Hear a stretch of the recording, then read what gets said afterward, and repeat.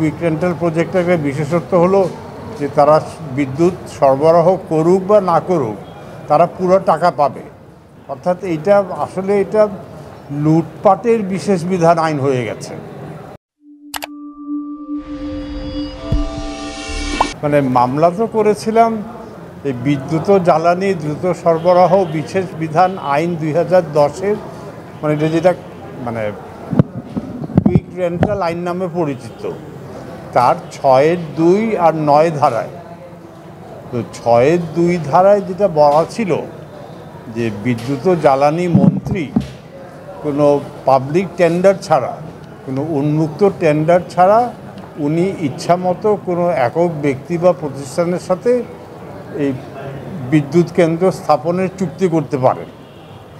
মন্ত্রী এককভাবে স্বীয় বিবেচনায় যে কেউ সাথে চুক্তি করতে পারে।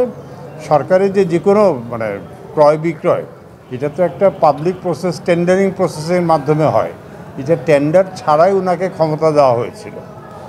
তো সরকারও এটাতে মানে সম্মতি জানিয়েছে এবং দেখিয়েছে যে এই 6(2) ধারায় অনেকগুলি কুইক রেন্টাল প্রজেক্ট হয়েছে। তো আপনারা জানেন যে কুইক রেন্টাল প্রজেক্টের একটা বিশেষত্ব হলো যে তারা বিদ্যুৎ সরবরাহ করুক বা না করুক তারা পুরো টাকা পাবে। মানে 100 মেগাওয়াটের বিদ্যুৎ কেন্দ্র সে 20 মেগাওয়াট সাপ্লাই দিচ্ছে, কিন্তু 100 মেগাওয়াটেরই টাকা পাবে। অর্থাৎ এইটা আসলে এটা লুটপাটের বিশেষ বিধান আইন হয়ে গেছে। তো ওই জন্যই মানে আদালত এই 6(2)কে অসাংবিধানিক ঘোষণা করেছেন। এই যে এটা কোনো মানে আনলিমিটেড অসীম ক্ষমতা এক ব্যক্তিকে দেওয়া হয়েছে, এইটা একটা প্রজাতন্ত্রে হতে পারে না। এইটাই মূলত এই কারণেই 6(2)কে অবৈধ ঘোষণা করেছে, অসাংবিধানিক ঘোষণা করেছে। আর আমরা 9 ধারাও চ্যালেঞ্জ করেছিলাম। 9 ধারাতে বলা আছে যে এই যে 6(2)-এর অধীনে বা পুরো আইনের অধীনে যে বিদ্যুৎ কেন্দ্রের চুক্তি হচ্ছে, এই চুক্তির ব্যাপারে কোনো আদালতে প্রশ্ন করা যাবে না, মামলা তোলা যাবে না, চ্যালেঞ্জ করা যাবে না। অর্থাৎ আদালতের এখতিয়ারকে এই আইন বহিষ্কার করেছিল। এটা তো হতে পারে না। আদালতের এখতিয়ার, আদালতে আপনি যেতে পারবেন না, এটা কোনো এই ইনডেমনিটি কোনো আইন করে দিতে পারে না। তো ওই জন্য আদালত বলেছে যে 9 ধারা যেটা আদালতের এখতিয়ার রহিত করেছে, এই ধরনের কোনো আইন সংবিধানের অধীনে হতে পারে না। এটাই হলো মূল কথা। তার সাথে আদালত এটাও বলেছেন যে এই 6(2) অধীনে যে ব্যক্তিগত উদ্যোগে যে চুক্তিগুলি হয়েছে ওইগুলি সরকার পুনর্মূল্যায়ন করতে পারবে।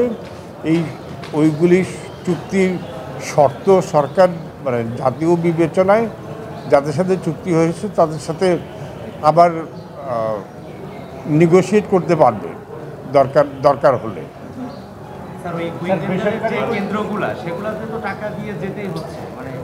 না, এখন হ্যাঁ ওইটাই মানে এখন কুইক রেন্টালে যে টাকা দিয়ে যাচ্ছে, ওই যে সরকারকে বলেছে যে সরকার দরকার হলে ওদের সাথে চুক্তি মানে পুনর্মূল্যায়ন করতে পারবে।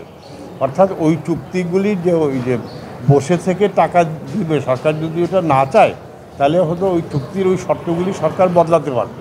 এই ক্ষমতাও এই রায়ে সরকারকে বিশেষভাবে দেওয়া হয়েছে। বাতিলও করতে পারবে না সরকারও। আমরা যেটা মানে দাবি করেছি না, আর যেটা বলেছেন যে সাধারণভাবে মানে এই বেসরকারি বিদ্যুৎ কেন্দ্রের বাইরে তো সরকারি বিদ্যুৎ কেন্দ্রও আছে।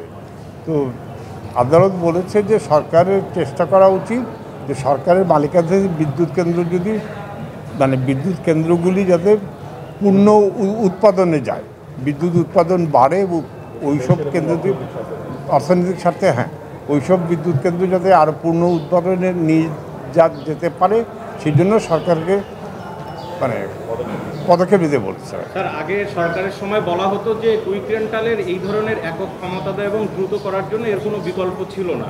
আপনার কি মনে হয় স্যার এটার পেছনে অন্য কোনো উদ্দেশ্য ছিল? অবশ্যই। এখন আমাকে যদি আপনি ক্ষমতা দেন যে আপনার সাথে একটা 50 কোটি টাকার চুক্তি করলাম, ওনার সাথে 100 কোটি টাকার চুক্তি করলাম, আর চুক্তি বললাম যে আপনি বিদ্যুৎ উৎপাদন করেন না করেন আপনার বিদ্যুতের সব পয়সা দিব, এটা তো একটা লুটপাটের চরম একটা ব্যবস্থা, যেটাকে লুটপাটটাকে আইনি একটা ভিত্তি দিয়েছে। মুসলিম ভাই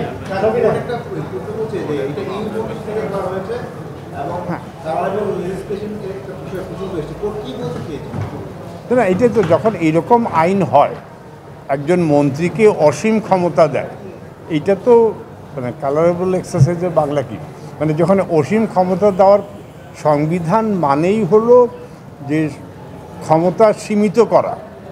সংবিধানের মূল কথা হলো যে এমপির ক্ষমতা কি সংবিধান বলেছে, মন্ত্রীদের ক্ষমতা কি সংবিধান বলেছে, রাষ্ট্রপতি, এবং এটাকে নির্দিষ্ট করে দিয়েছে, সীমারেখা বেঁধে দিয়েছে। সংবিধান হলো সকল ক্ষমতা, সবার ক্ষমতা, সীমারেখাটা নির্ধারণ করে দেওয়া। তো এটা তো ওই সীমারেখার বাইরে চলে গেছে। স্যার, রায় তো বলছে যে জনগণ হচ্ছে রাষ্ট্রের প্রকৃত মালিক এবং তারা গণতান্ত্রিক শাসন ব্যবস্থা রুল করার প্রশ্ন তোলার অধিকারও তাদের আছে। হ্যাঁ, ওইটা তো ওই ৯ ধারার কনটেক্সটে বলেছে, তাই না?